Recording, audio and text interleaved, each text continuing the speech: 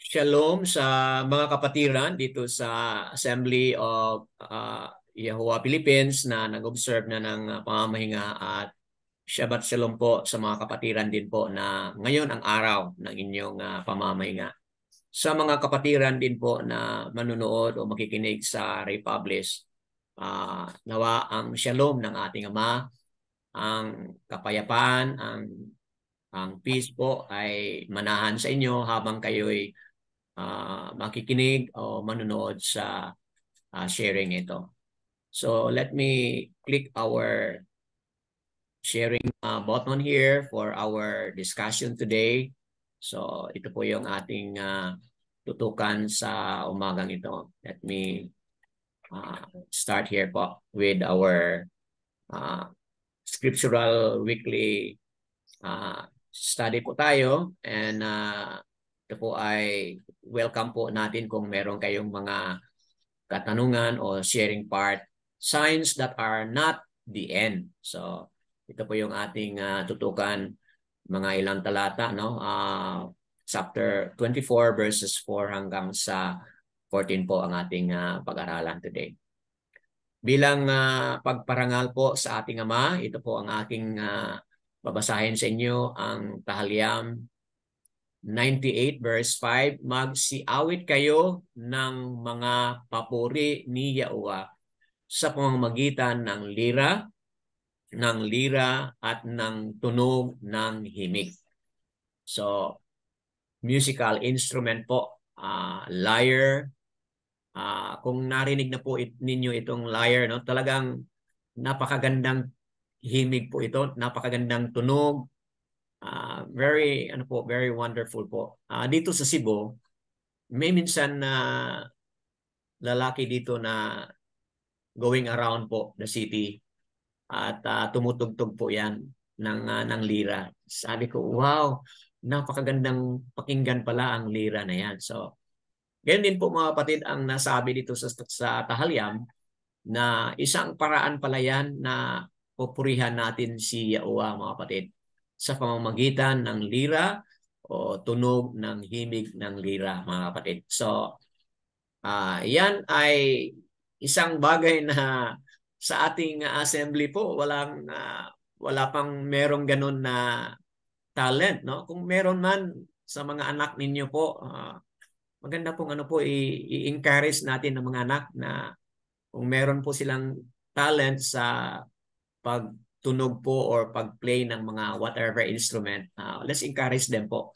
And we give time for them to play dito, and give them time to also offer praises to Abba through playing of the instrument po. Kasi yan po pala isang bagay na pwede rin po natin gawin para sa pagpuri sa ating Ama. So ito po ang pangalan ng ating Ama, Yad-Heh o Wah-Heh or Y-H-U-H, na kapag ating babasahin po, Yahuwah o Yahuwah mga kapatid.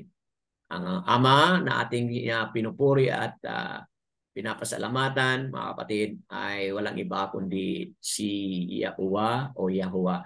There is no W po mga kapatid doon sa ancient na panahon.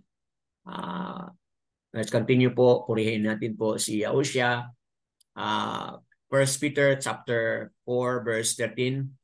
Kung hindi kayo magalak, yamang kayo'y nakikibahagi sa mga pagdurusa ni Yahushua, ni Mashiach rather, upang kayo man ay matuwa at sumigaw sa galak kapag ang kaluwalhatian niya ay nahayag. So, mga kapatid, ito ang sinabi ni Peter o Patar, mga kapatid, na kundi kayo'y magalak, yamang kayo'y nakikibahagi sa mga pagdurusa ni Yahushua HaMashiach. So, yung suffering po ng ating journey ngayon is a reality bilang nakibahagi tayo, mga kapatid, sa pagdurusa ni Yahushua.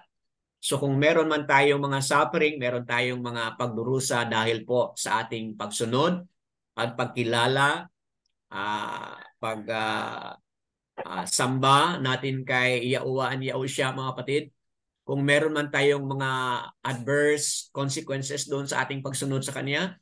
Ano pong sinabi ni Patar o Peter, mga kapatid, sabi niya, upang kayo man ay matuwa at sumigaw sa galak kapag ang kaluwalhatian niya ay nahayag. So, ibig sabihin, kung meron man tayong mga pinagdaanan ngayon na talagang sobrang hirap dahil sa ating pagkilala at pagtawag at pagsamba sa kanyang pangalan.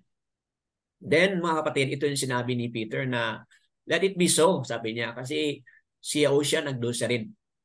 And ang kagandahang mangyari dito is kapag darating na si Yahushua, ang sabi ni Patar o Peter dito, mga kapatid, yung kaluwalhatian na ating makita, na ating madama sa pagdating niya, mga kapatid, yun talaga yung ating hinihintay. Kasi nga, sabi niya dito, talagang makasigaw tayo sa galak kapag Yahushua ay darating na po. So, that is something na we are anticipating sa hinaharap na, oo, dadaan tayo sa ganitong hirap ngayon dahil sa Kanya. Let it be so, mga kapatid. Anyway, meron tayong hihintayin, okay? Na hihintahin na panahon, mga kapatid, na kung saan tayo ay sisigaw sa tuwa at galak kung makita na natin siya dahil sa kanyang kaluwalhatian. So, yan, kailangan natin talagang makilala si Yahushua, Yahushan Ayan, na kapag ating bigkasin po yan, Yahushua o Yahushua, na ang ibig sabihin, Yahuwah saves, Yahuwah delivers, and Yahuwah saves nga, mga kapatid. So, ayan, purihin natin ang Ama, Yahuwah, mga kapatid, ang Ama at ang Anak, Yahushua. At sa ating pagpatuloy, ito po yung ating short review sa ating mga napag-usapan na. So we're done with guilt and woes, mga kapatid, sa mga leaders. Ngayon, nasa Judgment Olivet Discourse tayo, chapter 24, Destruction of Jerusalem and Events of the End Time. So ito yung ating tutukan. We're done with the introduction po, prophecy on the destruction. Tapos na tayo dyan. So ngayon, naka-zoom in tayo dito sa second part, destruction and end time events. So ito yung ating titingnan. But ngayon, naka-zoom in tayo sa ilang mga talata. Signs that are not the end, nasa verses 24 po, 24 verse 4 hanggang sa 14. Then sa susunod po na linggo, signs that point to the end, 15 to 28 po. So sa umagang ito, dalawang mahalagang punto na titingnan natin, great deception and great travail, and then great apostasy and great mission. So puro mga great po yun, no? Great deception, great travail, great apostasy, yan. Ngunit meron ding tinatawag na great mission po. So ayan ang ating short information para magkaroon tayo ng already idea kung ano yung ating tutukan sa umagang ito. Signs that are not the end. Kasi minsan yung sign, we always associate it with the time. So, pero ito, signs, pero hindi pa ang end. Meaning, may mga pangyayari, okay, pero hindi pa yan ang katapusan. So, yun ang ibig sabihin. And looking on these verses po. Kunting information dito sa ating structure and literary form. Ito, we're done with this po sa nakaraan na paliwanag natin yan.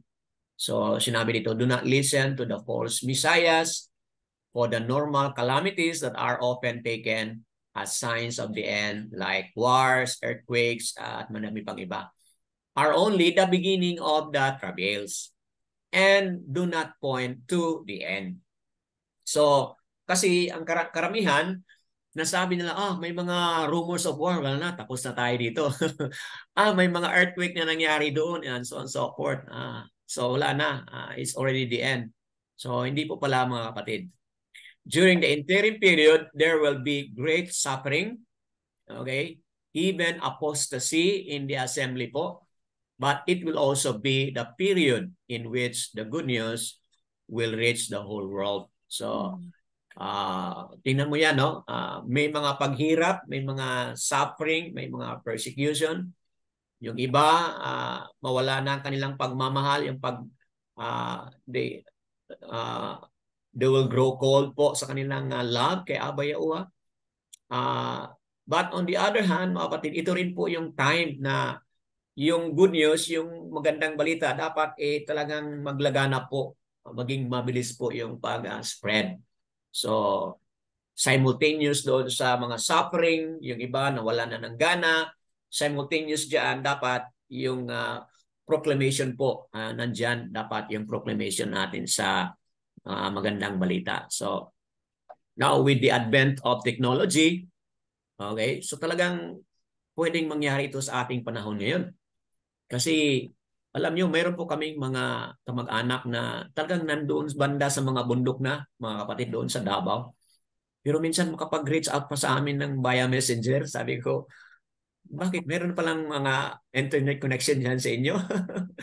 So, ayun, nagugulat ako kasi nasa bundok na po sila. Maraming mga punong kahoy na doon. Pero makapag-messenger pa po, mga kapatid. So, ayan, I'm just amazed sa ating panahon ngayon na through social media nga, no, yung magandang balita na yan ay pwede na pong ma-spread out that so fast, mga kapatid. So, ayan, itong ating mga outline, great deception and great travail. False Messiah deceived many. Then, the need for vigilance, verse 4. The great deception, verse 5. The travails come, verses 6 to 8 po. Katulad ng wars do not signify the end. Wars, famine, and earthquake are only the beginning po. So, ayan, titingnan natin mamaya and we'll have some sharing po kung ano yung mga, kasi hindi comprehensive yung sagot sa aking PowerPoint today. So, if you have some additional po na mga information na hindi ko na manabanggit, feel free po to give some contribution. Great apostasy and great mission, yun na nga, may affliction na hinaharap. Great apostasy, yung paglamig ng pagmamahal ng karamihan. Betrayal and hatred na dyan. False prophets deceive many po, verse 11. Verse 12, disappearance of love.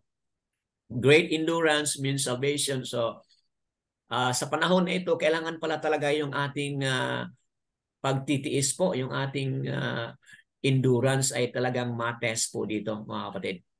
Then, yung last na ano ito is yung great mission to the world po. So, yun ang ating tutukan sa ating pagpatuloy batay doon sa ating mga simple po na mga outline.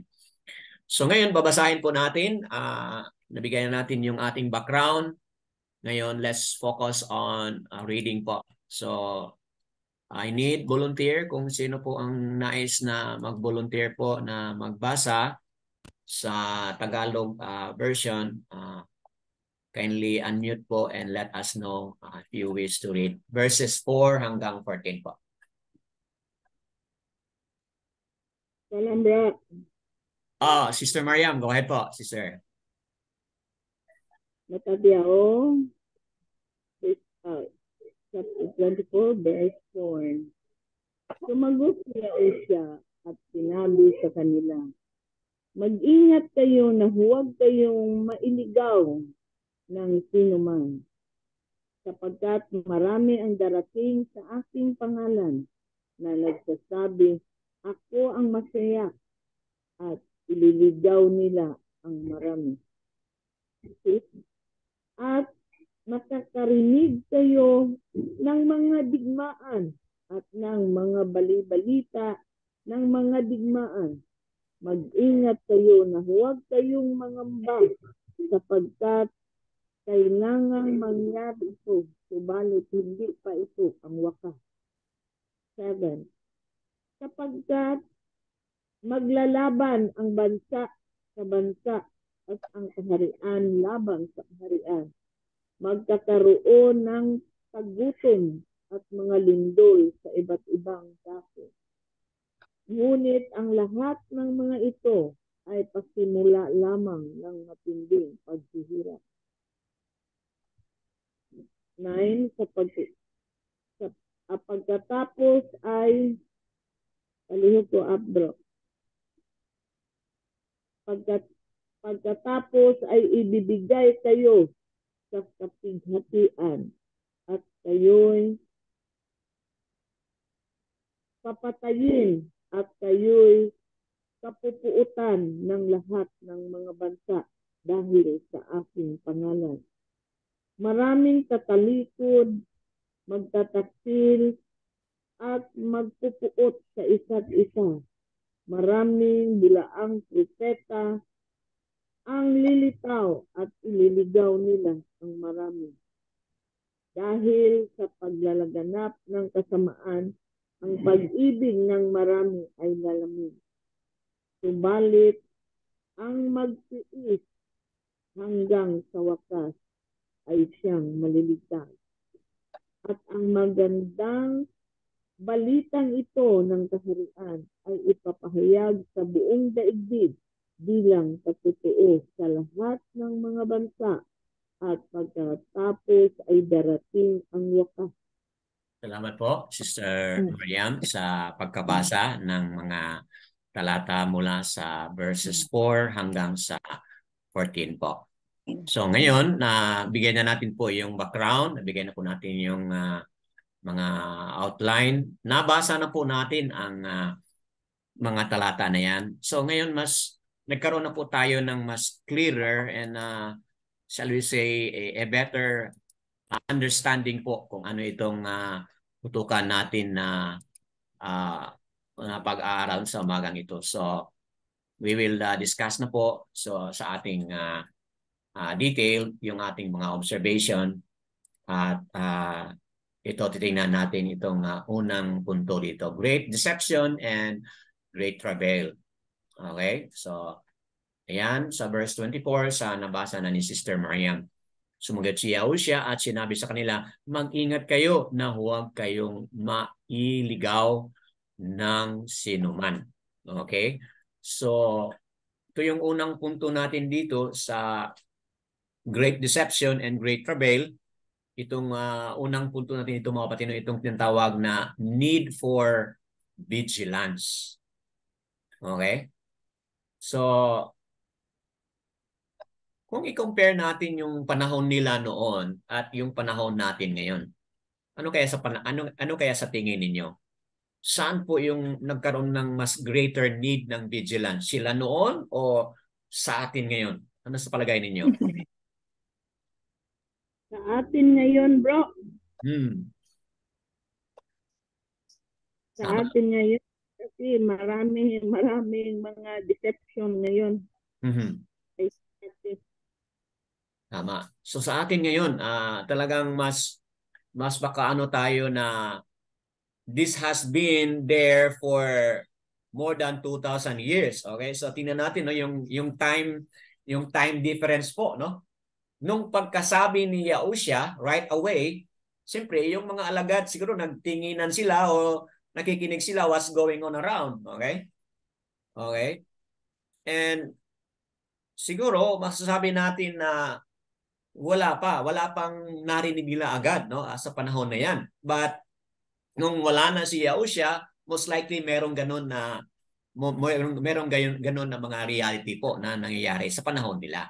So much more sa atin ngayon kasi time difference nga more than 2,000 years na po. So talagang kung meron mang pangangailangan sa panahon nila, pangangailangan for vigilance, how much more greater need sa ating time ngayon.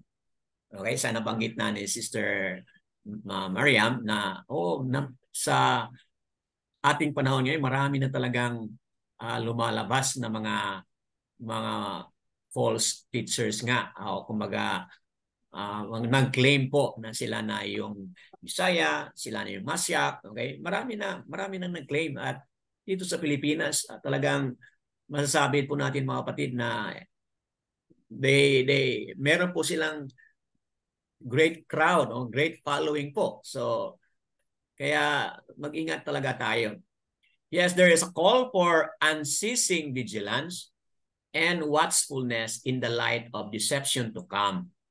It is also mentioned po dito sa Mark or Marko chapter 13, no? Nabanggit din po yan. Verse 5, verse 9, verse 23, and 33. Can somebody po volunteer to read any of these verses po ng Matthew 13, Mark 13 rather. One or two verses po mula sa Marko o Mark chapter 13. Ano pong nakasabi diyan kay Mark? 13 sa 1, bro. 13:1. Mark 13 verse 5. Any of those, verse 5 or okay, verse 5, verse 9, 23. Pwede po dyan. Any po dyan sa mga talata na yan. Ako po. Yes, go ahead, Sister Jeanette. Okay, Mark 13, verse 5. Yahushua said to him, watch out that no one deceives you. Verse 9, you must be on your guard. You will be handed over to the local councils and flogged in the synagogues. On account of me, you will stand before governors and kings as witnesses to them. Wow. So, mga kapatid, no, talagang hindi lang ito pala nabanggit sa Matapyao but also made mention by Mark, mga kapatid, na meron talagang ganun na mga pangyayari. So, we have to be watchful always. We have to be vigilant. Sa verse 9 na nabasa ni Sister Jeanette, deliver you up to councils, congregations. You shall be beaten. You shall be brought before rulers, sovereigns, for my sake, for witness to them. So, that being read, mga kapatid, so you begin to ask question. You begin to ask yourself po, ito ba'y nangyari na ba ito ngayon sa atin? Halimbawa, sa panahon nila, nangyari na ba yan? Ang sagot natin is, opo, nangyari na yan sa panahon nila. Okay? What about sa ating panahon ngayon? Ito ba ay nangyayari na? Or sa palagay mo, baka darating pa? Okay? So just, ano lang po, yung curious thinking lang po, you allow your mind po to search and ask that kind of question or thinking, mga kapatid. Okay, so why and what are the reason po? Bakit tayo maging maingat o maging vigilant? Ano po yung dahilan, mga kapatid? Kung tingnan natin dito, dahil kung hindi tayo maging maingat, sinabi diyan, mailigaw. Okay, mailigaw tayo. So, meaning we will be deceived. So, para hindi tayo ma-deceive, yan ang isang malaking reason dyan para hindi tayo ma-deceive.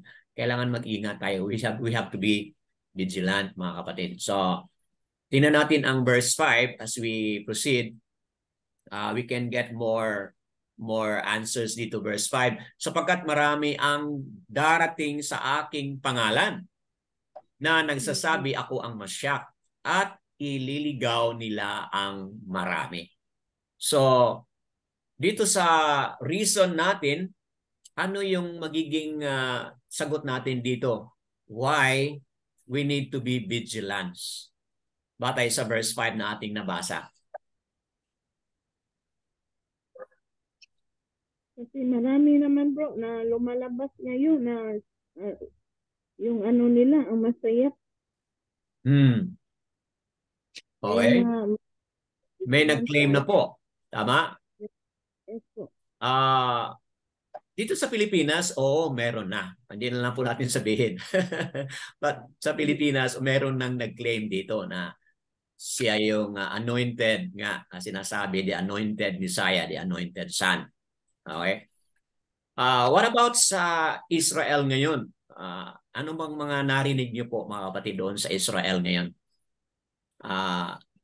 Sa Jerusalem o Jerusalem ngayon. Have you heard? May mga napanood kayong mga video? Somebody there is also, hindi pa man siguro siya publicly nag-declare na siya talaga ang Messiah, pero siya na parang tinutukoy na ng mga Jews doon sa Jerusalem na meron siyang kaiibang talino sa Torah. Meron siyang kaibang kapangyarihan na kung ano yung sasabihin niya, talagang mangyayari, o ano yung ginagawa niya, may mga kahilingan na nangyayari. Have you watched that, mga kapatid? May mga video na ganun? Yeah, anybody po man nakapanood po o nakarinig na meron na po doon sa Israel ngayon ito?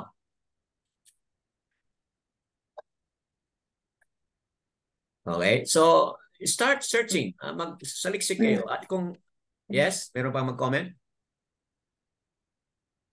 Mag-search po, Brother Dan. Opo, you Kulang. start searching po, and kapag may ganun kayong marinig, then that will also give us evidence na oo nga, no? Anong sinabi ni Yahushua ay talagang nangyayari na. Even sa ating panahon ngayon, katulad ng nangyari na rin ito sa panahon nila noon, and then sa atin, much more sa atin, di ba? Okay po. So, that being said, what are the twofold trust dito sa verse 5? Ano po itong dalawang twofold trust dito? Sabi niya, darating sa aking pangalan. Okay? So, gagamitin yung pangalan ni Yahushua na nagsasabi, ako ang Mashiach. So, pangalan ito ni Yahushua, ito Mashiach. So, ano po ang dalawang twofold dito na pinag-usapan na dapat maging maingat tayo sa dalawang twofold na yan? Okay? The name and yung kaniyang ano po ito?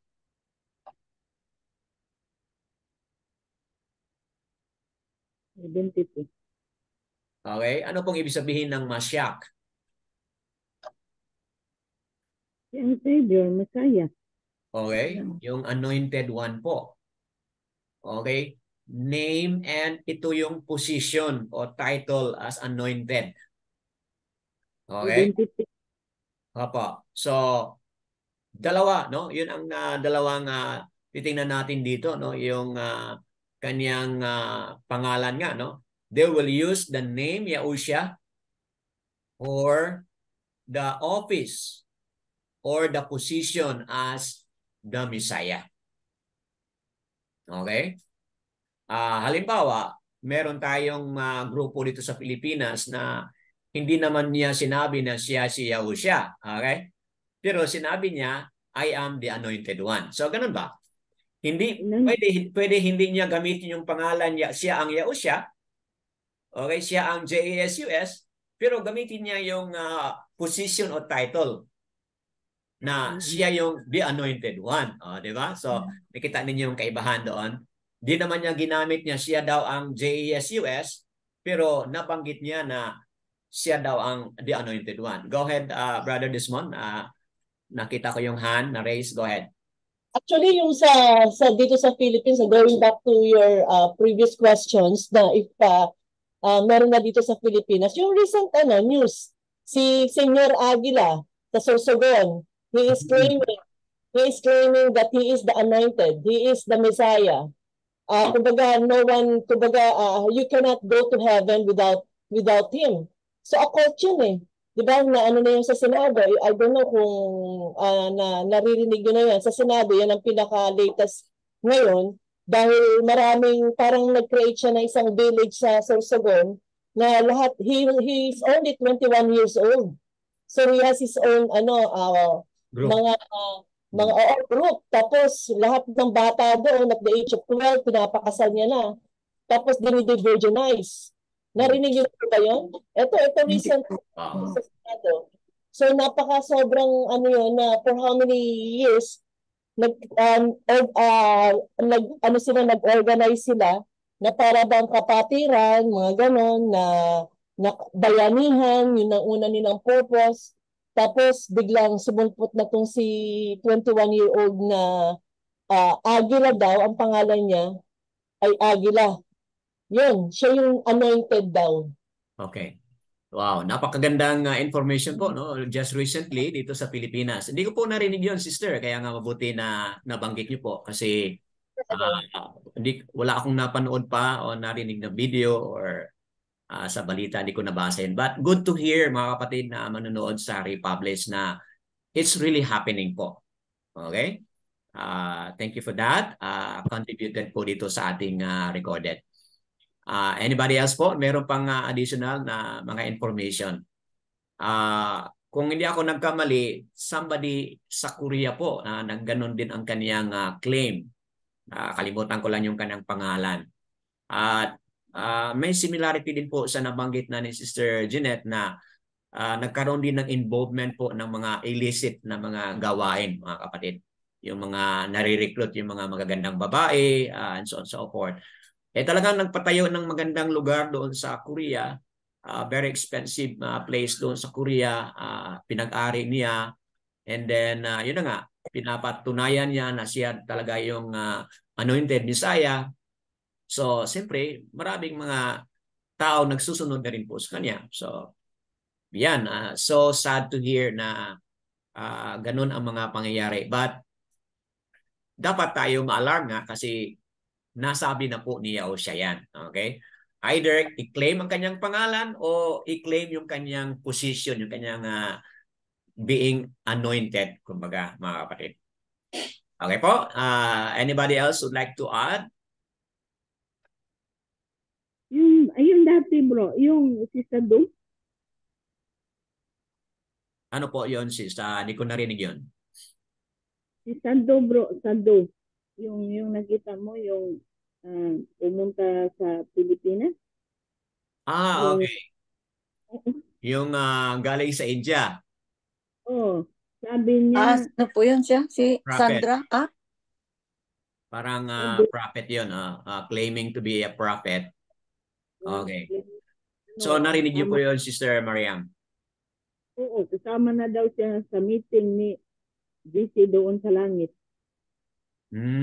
Okay. So, ayun, no? Ito si Sado, nakalimutan ko yung totoong pangalan niya. But, yun, meron siyang mga journey nga na parabang nag-transport po siya papunta na sa Siamayam. Okay, nagkaroon na ng ganun na mga encounter doon. So, nung nag-deliver siya ng mensahe dito sa Waterfront Cebu po.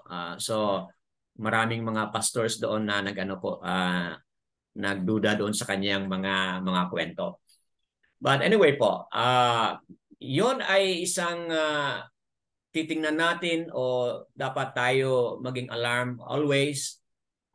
But sa kanilang panahon po, meron na pala pong nangyari talaga sa panahon nila. After Yahushua went back to Siamayam, recorded po sa Book of Acts, already fulfilled po dito sa chapter 5:36 ng Acts, mga kapatid. Na-mention po ito, no? Theodas, mga kapatid. Then chapter 5 verse 37, Judas ng Galilean. Okay? And then chapter 21 po, 38, nabanggit po yan, tinawag siya the Egyptian. Pwede pa rin yung ma-verify kung tama ba yung mga reference natin dyan. 5:37.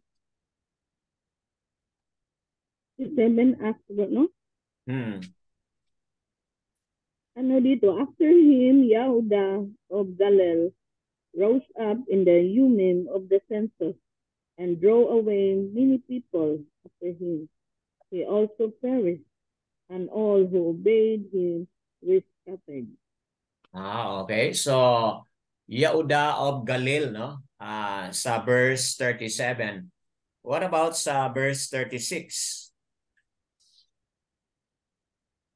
36. For before this Urim, Toda rose up, claiming to be somebody. A number of men, about 400, that joined him. He was slain, and all who obeyed him were dispersed and came to nothing. Okay. So, again, may mga taong nagsunod sa kanya, no? Itong verse 36. Okay? May mga taong nag-follow sa kanya. At ano nangyari dyan? Number of men, about 400, joined him. He was slain, and all who obeyed him were dispersed and came to naught. So, ito nangyari na rin sa panahon pala nila, no? dito sa 36 nga. What about sa 21:38 ng Acts pa rin?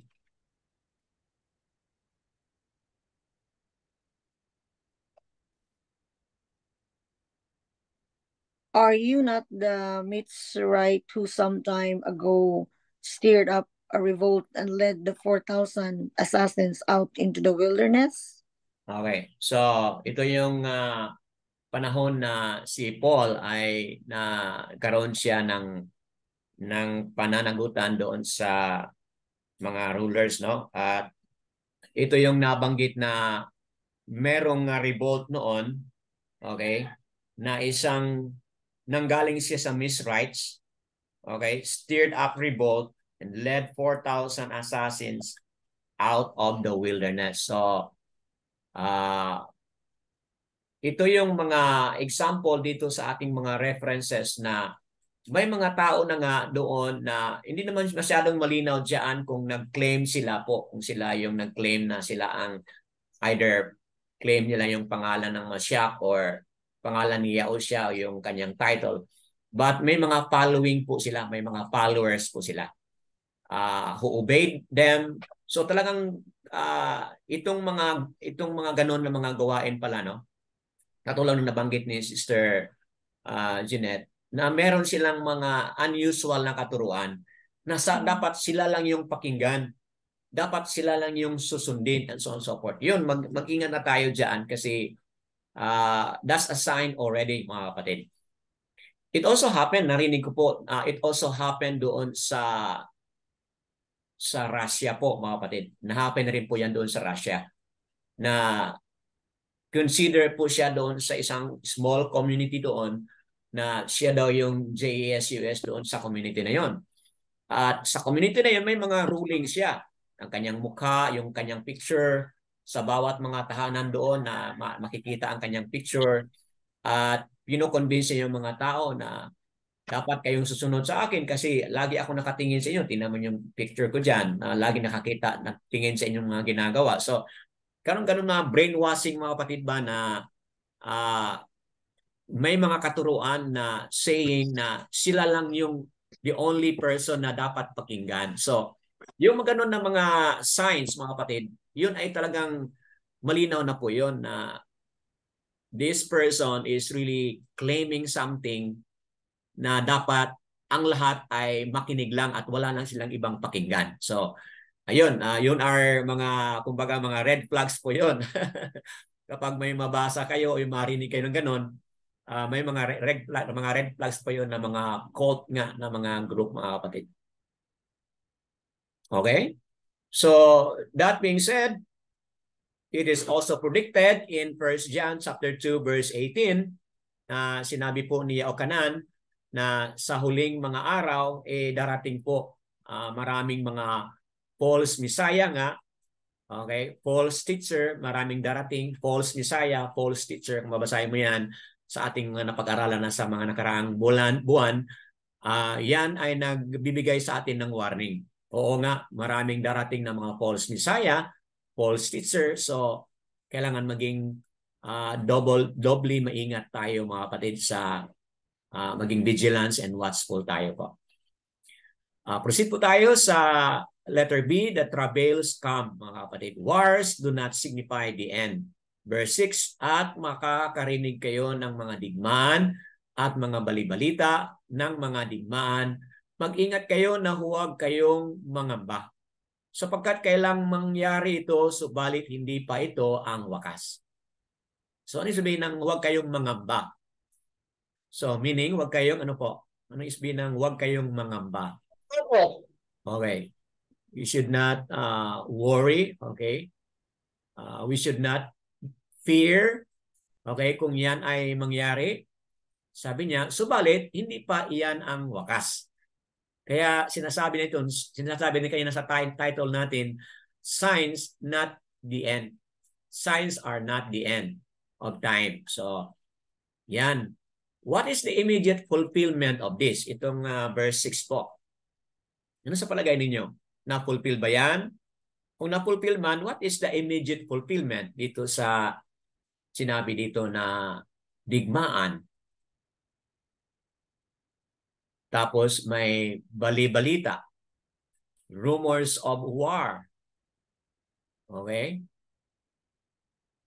Meron sa palagay natin, meron ba kayang mga after na banggit ni Yahushua ito noon?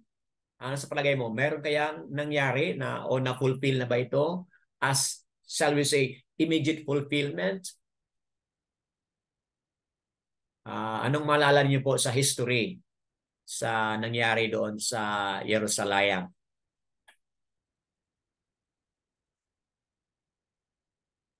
Okay po. You're familiar po doon sa panahon ni Nero, no? Nero. Di ba? Nilusob po sila ng Rome. Mga ilang taon po 'yon, nilusob sila ng Rome doon. Nung siya ay nakabalik na sa Shamayam. Remember that event, mga kapatid? Anong ginawa ng Rome doon sa Jerusalem na yan? Doon sa ating prophecy na pinag-usapan sa nakaraang linggo po. Ano yun? You still remember po? Parang naalala ko, nabanggit po yun ni Brother Marco po, no? Sa nakaraang linggo. So ito po yung tinatawag na revolt. O yung pagre-rebuild po nila against sa Rome. Because ito po yung time na ang Rome po ay nilusob nila ang Jerusalem. At sa panahon na ito, itong Rome, Gaul at Spain, mga kapatid, sa panahon na ito, sa panahon nila noon, talagang may mga kaguluhan po yan. Okay? And in history din po, di ba? We're familiar with the history sa Britain, mga kapatid. Di ba? Britain, meron silang mga issue on peace po sa mga other countries din po nangyayari. Back in the history po, di ba? May mga ganun na mga pangyayari. Hindi lang Rome against Gaul, but also Spain or Britain po sa mga panahon na yun, di ba? Meaning sa panahon ng history po, ng world history, maraming ganun na mga issue on peace.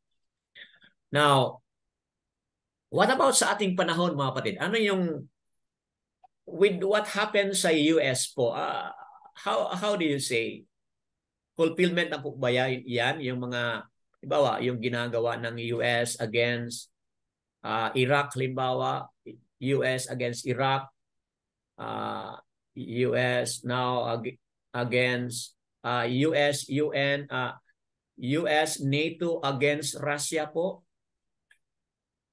And then, ano mangyari? Currently po, anong nangyayari? Halimbawa, Russia and China, sanib puwersa po yun sila. Ngunit US, Japan, NATO, sanib puwersa dito sa issue dito sa Taiwan, di ba po mga kapatid? So, yan, isa sa mga ano yan na, oo, huwag tayong mangamba, may mga ganun na mga bali-balita, mga kapatid. Pero dapat hindi tayo matakot. Okay? Anong sabi po ni Yahushua? Hindi pa ito ang wakas. Okay?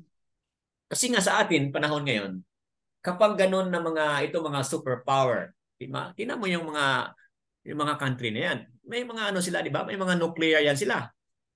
Okay, may mga nakatagong ano yan na isa, sabi pa nga nila sa Russia, isang button lang ni Putin, pwede nang sirahin ang mundo.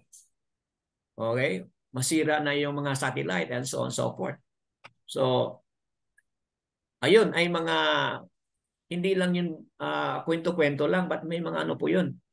May mga katotohanan. Ngayon ang North Korea, di ba? North Korea, nakikita natin na talagang ang kanilang nuclear activity rin po. Very evident.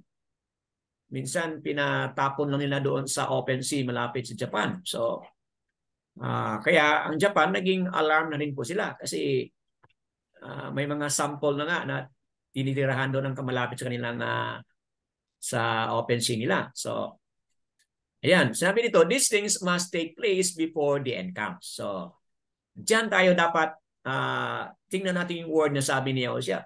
O dapat mangyari ito, mga balita sa mga digmaan, mangyari yan, kingdom against kingdom, pero sabi niya, hindi pa yan ang katapusan. It's only the signs of the end. Okay? Verse 24, chapter 24, verse 7, sapagkat maglalaban-laban ang bansa sa bansa at ang kaharian laban sa kaharian.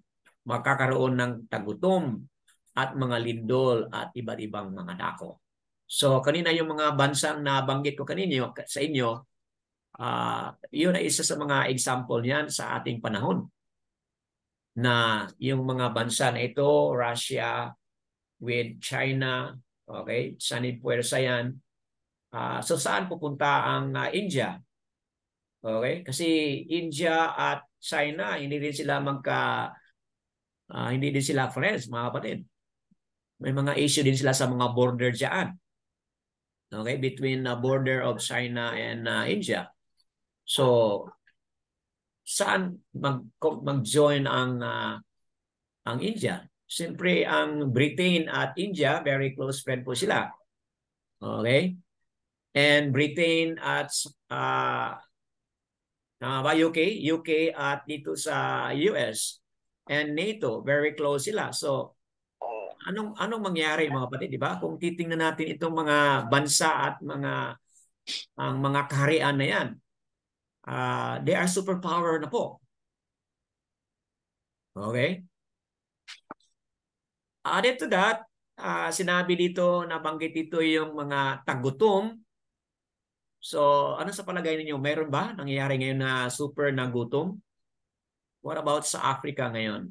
Meron ba maraming mga tao na bang mamamatay doon sa gutom? Mga kapatid, very alarming po. Kahit nga sa USA, may mga tao nang wala ng tahanan. Ang kanilang tahanan po ay nasa sasakyan na lang po. Park lang sila doon sa mga parking area na safe, na may mga security guard, at doon lang sila natutulog din po, mga kapatid. So maraming mga homeless. Okay? What about itong lindol?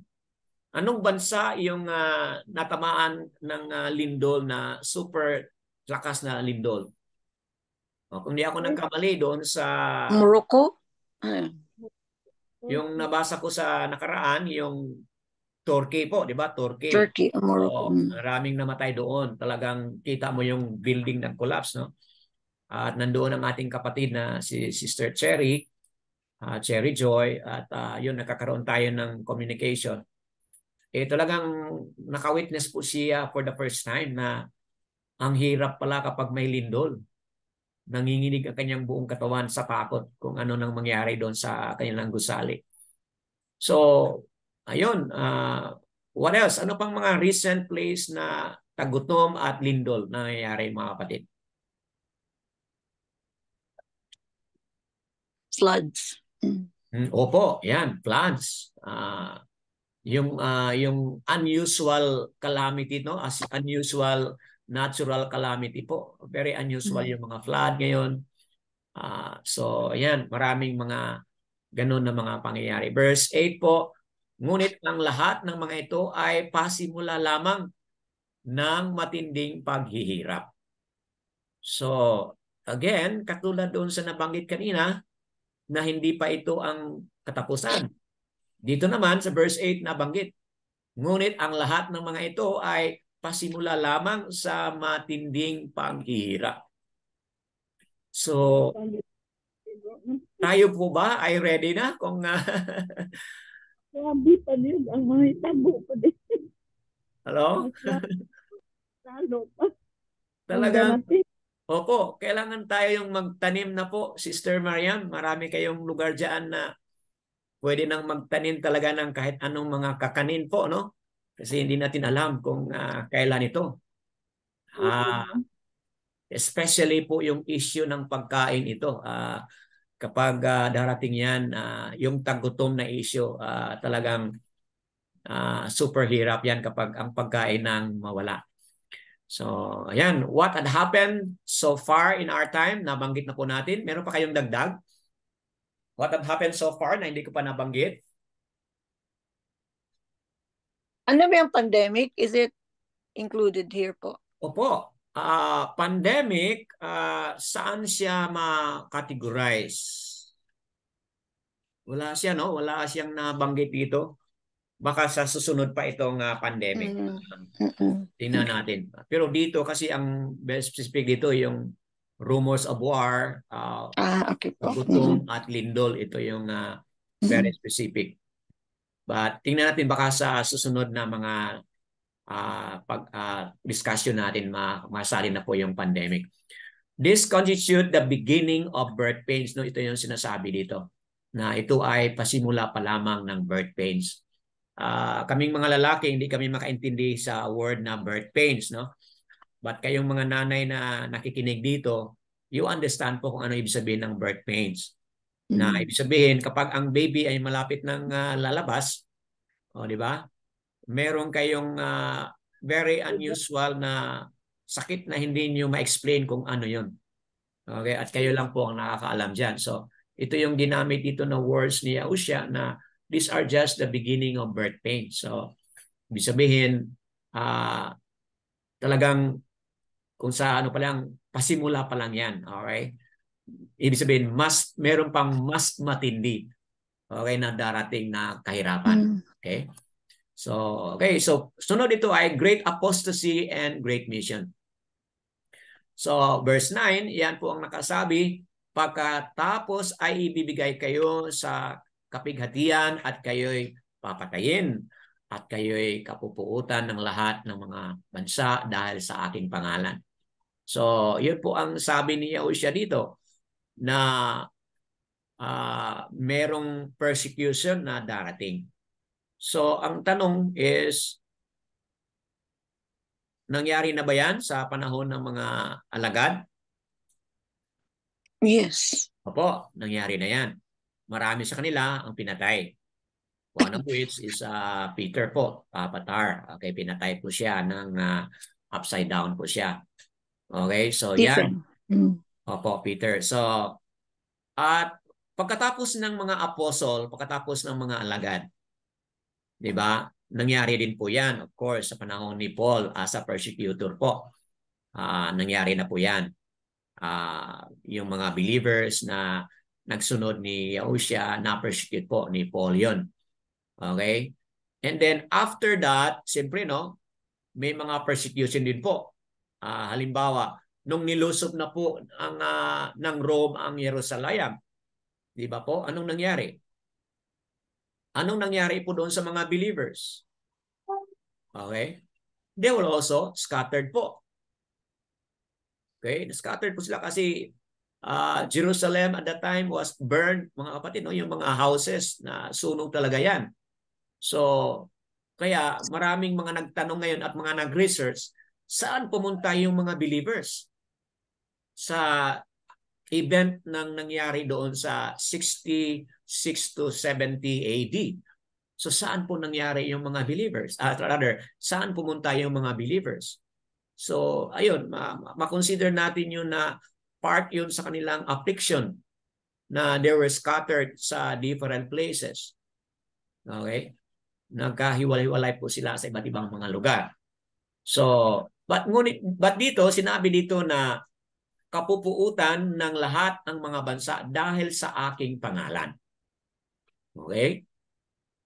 Are we going through on this now? Sa ating, what about sa atin ngayon? Yeah. Friends are going away from us. Dahil sa? Knowing His name. Opo. Dahil sa kanyang pangalan. Pero noon, nung JESUS pa ang ating binanggit, GOD, LORD pa ang ating binanggit. Di ba? Wala naman pong nag-persecute sa atin except lang po doon sa ibang mga bansa, no? Like China, dito sa Indonesia rather, may mga persecution talagang nangyayari doon. Pero sa atin bilang mga mananampalataya dito sa Pilipinas, we have not experienced that kind of persecution po dahil sa pangalan. Wala tayong na-experience na persecution dahil sa pangalan. Pero sa atin po ngayong journey, opo, merong mga persecution dahil sa kanyang pangalan o pagkikilala po natin sa kanyang pangalan.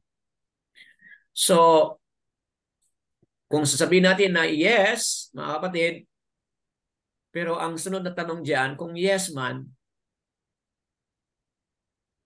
ang ating tanong is, siyempre no, hindi pa naman sa point na pinapatay na tayo o hinahabol tayo o papatayin na tayo. Hindi naman po doon, di ba? But sa ibang mga lugar, opo, meron ng ganun na mga pangyayari. Okay? So, ibig sabihin mga kapatid, iba-ibang level ito, iba-ibang degree ito, iba-ibang aspekto ito. Kung meron mang mga kapighatian, siguro hindi masyado ganun kabigat. But yung iba, nararanasan nila na sila ay pinapatay na dahil sa pangalan, mga kapatid. So, yan, kailangan nating i-assess po kung saan dito and what is really happening, mga kapatid. Okay?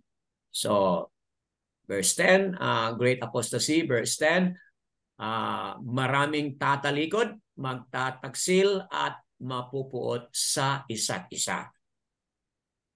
Verse 11, maraming gulaang propeta ang lilitaw at ililigaw nila ang marami. Verse 12 po, dahil sa paglaganap ng kasamaan, ang pag-ibig ng marami ay lalamig.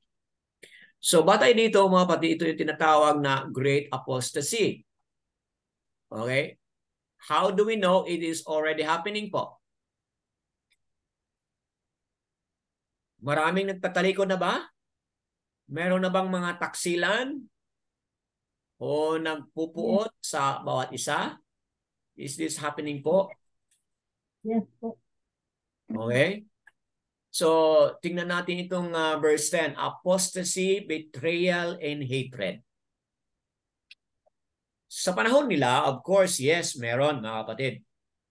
Apostasy, ibig sabihin, maraming mga nagtalikod sa panahon nila. Betrayal, other than yung betrayal ni Judas, ano pa? Meron pa bang mga betrayal? Meron pa mga betrayal na nangyari sa panahon nila, sa history? Hatred. Sa time nila, nangyari na ito. Okay?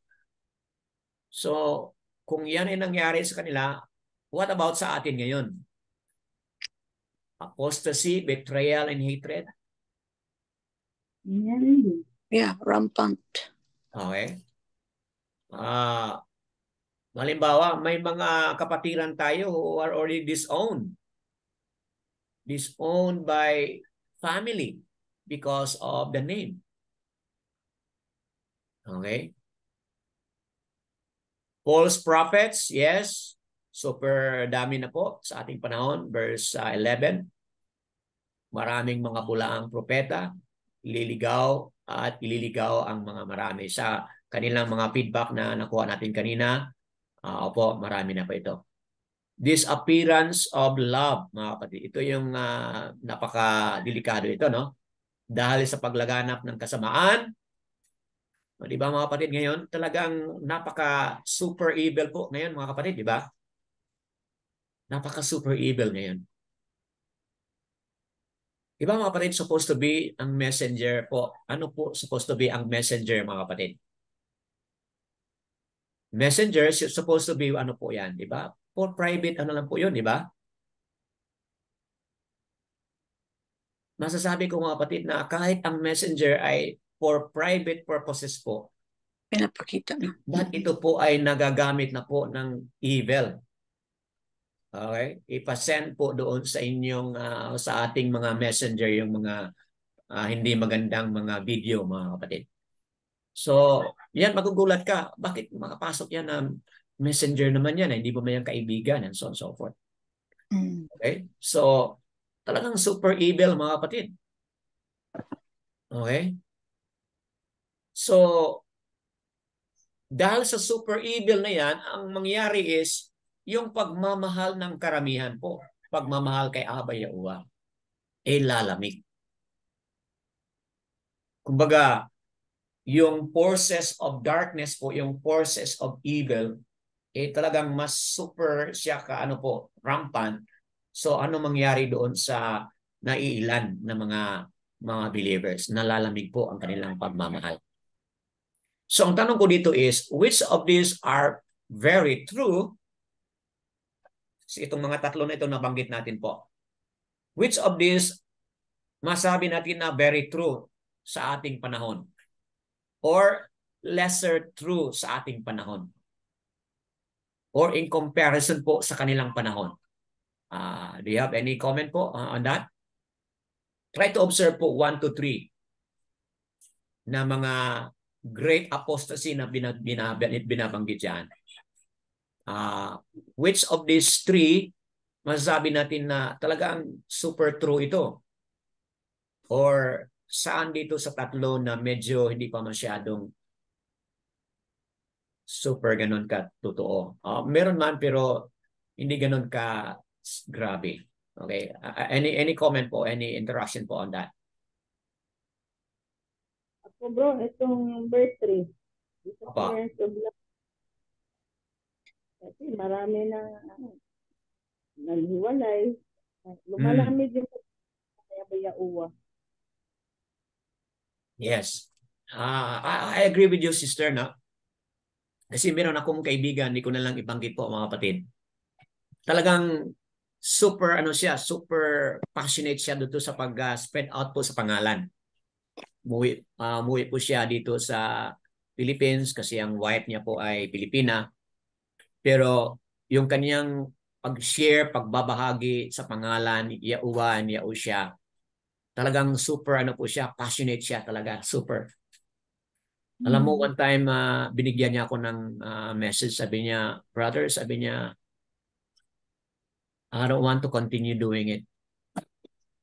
Kasi daw yung response doon sa social media na kanyang mga posts and so on and so forth. Talagang hindi mo talaga kung sa pagkain pa ba, hindi mo malunok yung mga sinasabi doon. So, sinabihan ko siya, brother, that's how evil that time is. Kung hihinto ka, sabi ko sa kanya, kung hihinto ka, then ang mangyari parang mag-triumph ang evil, sabi ko sa kanya. So, ngayon nasa kanyang decision po 'yon kung ipatuloy niya yung kanyang online ministry. Then another kaibigan din nakausap ko mga kapatid, no, napansin niya sa kanyang YouTube channel. Grabe mga kapatid yung kasi siyempre no sa YouTube channel meron binibigay mo man po 'yon kung saan magbigay ng mga message ganoon. So hindi masyadong makita doon sa comment section, but yung personal message na binibigay doon sa kanyang email, mga kapatid, grabe. Hindi mo talaga sa kanyang description is sabi niya, enough is enough, sabi niya. Sobra na, tama na, sabi niya. For so many years, yun lang lagi ang matatanggap niya na comment. So, ang aking feedback sa kanya is sabi ko, paano yan? Kung maghinto ka doon sa inyong channel, so what will happen? Are you sure? Sabi ko, are you sure? Yun ba ang kagustuhan ng ating Ama na hinto ka na doon sa pagbibigay ng mga mensahe doon sa channel mo? So, yan mga kapatid, ang totoo yung sinabi ni Sister Mariam na this appearance of love dahil sa sobrang sobrang sama talaga, laganap yung sobrang sama mga kapatid. Anybody else would like to say yes or no or different na-observe niyo po? Go ahead po. Bro ba, yun nga, sinabi ni Yahusha, yung mag-endure lang talaga until the end. Okay. So, talaga yung kailangan. Apa. So, that being said, no, yung nabanggit ni Sister Mariam, that leads to our next po. Yung tinatawag natin dito na great endurance means salvation po. Totoo yung sinabi mo, sister. So para bang na-connect dito ngayon sa great apostasy. Ngayon, mayroong kailangan talaga na great endurance po. Verse 13, subalit ang magtiis hanggang sa wakas ay siyang maliligtas. So isa itong hamon sa ating mga kapatid na oo, maglalamig na yung pagmamahal ng karamihan dahil sa sumusobra na po yung kasamaan ngayon. Halimbawa lang, yung ating pag-spread out ng word, para bang binabaliwala lang, deadman lang po yung ating mga binibigay na mga salita. Mga kapatid, talagang malaking hamon ito sa mga involved dito sa teaching, pangangaral, and so on so forth. Pero ito yung sabi ni Hosea, subalit ang magtiis hanggang sa wakas ay siyang maliligtas. Nag-reward. Opo, dyan po yung reward. At ang reward po ay naghihintay para sa mga nagtiis po o may pagtiis o may endurance. So, mababasa din po yan sa chapter 10 verse 22. So, there is a need to endure until the end po. Okay? So, tayo nakakilala sa pangalan, tayo nasa narrow road. Okay? Mas lalong humirap at lalong tumindi ang challenge sa ating narrow road ngayon. Mga kapatid, yun ang mensahe po ni Yahushua. Magtiis tayo. Kahit papano magtiis tayo at tuloy tayo sa ating journey until the end. Kasi nga po, ang kaligtasan na ating hinihintay ay nandoon po sa dulo. So, while it is true na endurance should take place sa bawat mga believers, mga kapatid, dito na sana yung papasok yung mga kapatiran natin na na-discourage na hindi na sila magpatuloy. No? Hindi na sila magpatuloy sa kanilang mga gawain sa social media and so on and so forth. Kasi sabi nila daw, sobra na po yung batikos, sobra nang hindi na nila kaya yung mga negative at napaka humane na po na mga comment na binibigay doon, mga kapatid. But ito pala ang magbibigay ng balance po, mga kapatid. While it is true na meron tayong tinatawag na hamon na mag-endure tayo, dapat ganun din po yung ating mission po. Dapat tuloy pa rin yung pag-spread out po ng magandang balita. Bakit po? 24:14. At ang magandang balita ito sa kaharian ay ipahahayag sa buong daigdig bilang patutuo sa lahat ng mga bansa at pagkatapos ay darating ang wakas. So, yung mga pangyayari kanina na binabanggit natin, mga wars, rumors of wars, gutom, earthquake, and so on so forth po, yun ay pasimula lang, hindi pa yun ang pagwakas. Dito, binibigyan ni Yahushua ng mahalagang emphasis na while endurance tayo meron hanggang sa katapusan, dapat kailangan din at the same time po, tuloy yung ating pag-spread, tuloy yung ating pagbigay ng mga magandang balita sa kaligtasan sa buong daigdig. Dapat ipatuloy po yun. So, bilang application po dyan, mga kapatid, yung ating ministry po sa RPN. Isa po yan sa mga practical na application natin dito na talagang panalangin natin yung ating pangangailangan dyan and so on so forth na tuloy po yung pag-declare po ng magandang balita kahit na may mga maraking hamon po sa ating journey ngayon. The proclamation of the good news must continue po to the end.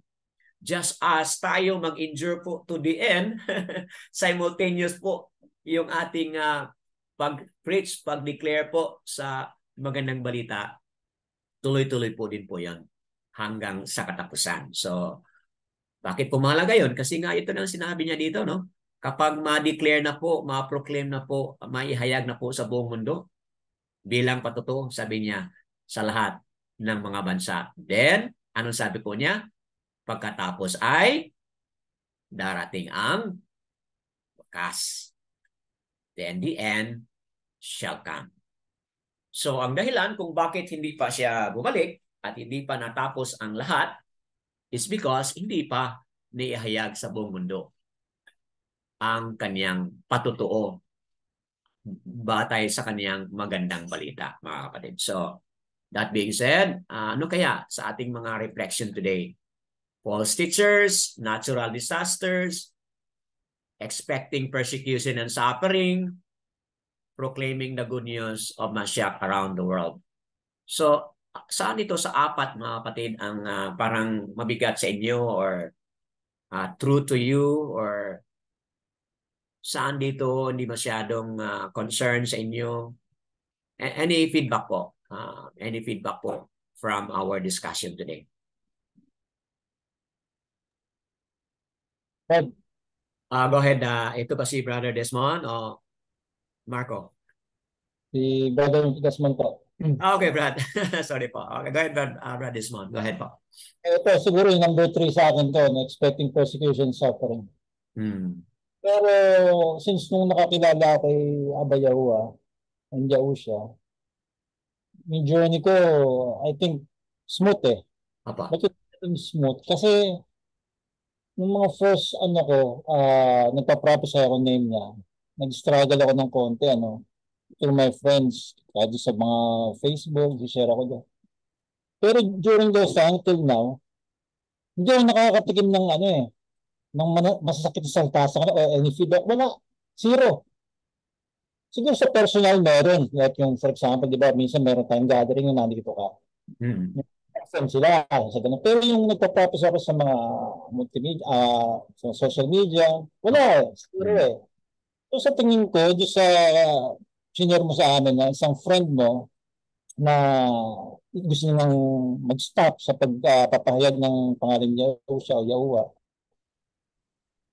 Maybe siguro kulang pa siya sa yung parang lack of knowledge pa siya. Kulang pa siguro.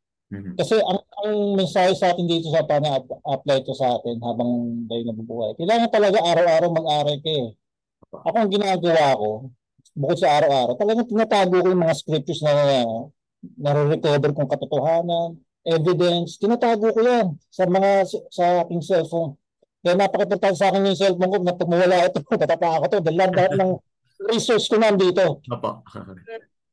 Pag sabi ko, pag may ganun pagkakataon na talagang ipipilito na lang kanilang mga beliefs na mali or twisted, nakahanda ako ng scripture eh. Anything na handa-handa ako. Which is yung nangyayari sa akin. Kapag may mga ganyan, nire-review ko talaga eh. Kumbaga gusto kong maging warrior. Ayoko mang palambot-lambot eh. Diba? Kasi dito tayo test eh. Pag mahina ka, sasalpakan tayo talaga nila ng mga verses na twisted eh, magdadala ka lang eh. Pero talagang kinakalang meron ka pang tapat sa kanila ng mga scriptures at mga evidence na katotohanan para malinawan sila. So yun ang nakita ko rito, yung mga bagay na ganyan is kailangan all the time, ready ka, diba? Kung may dumating mang ka-persecute sa'yo, ito, handa akong makipaglaban sa kanya as a warrior. Yun ang gusto kong makikita, gusto kong maging warrior sa kanya. So yun, po. Okay. Wonderful sharing po ni Brother Desmond batay sa number 3 po. Okay, very relevant sa kanyang napahayag at sa kanyang mga naranasan na rin po. At sa kanyang, sabihin natin Brad na yun po yung passion na binigay ng Ama doon sa inyong puso. Na you wanna be a warrior for Him po. So, yung passion na ay magmula sa kanya po. So, purihin ng Ama sa kanyang kilos sa inyong journey na yan. Anybody else po? Merong any from these 4 po na parang mas katulad ng nabanggit ni Brother Desmond na relevant sa kanya po? Any po dito from these 4 items here? Ito po, are you troubled by this? What about this one? Ito po, meron pa ba yung passion? Okay, so parang na-connect ni Brad Desmond dito 3 and 4 po kasi meron siyang passion to tell the truth po. So na-connect mo po yun na number 4 dito. So anybody else po, meron pang dagdag na reaction, comment, or reflection po para sa inyong personal journey rin po?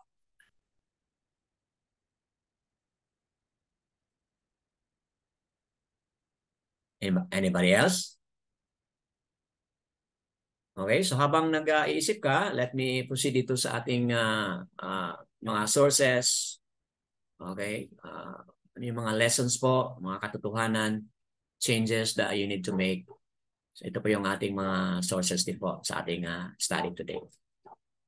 Okay, so let me click the button for stop sharing. Meron pa bang nais mag-share? Kung meron pa, you can also unmute and also share po.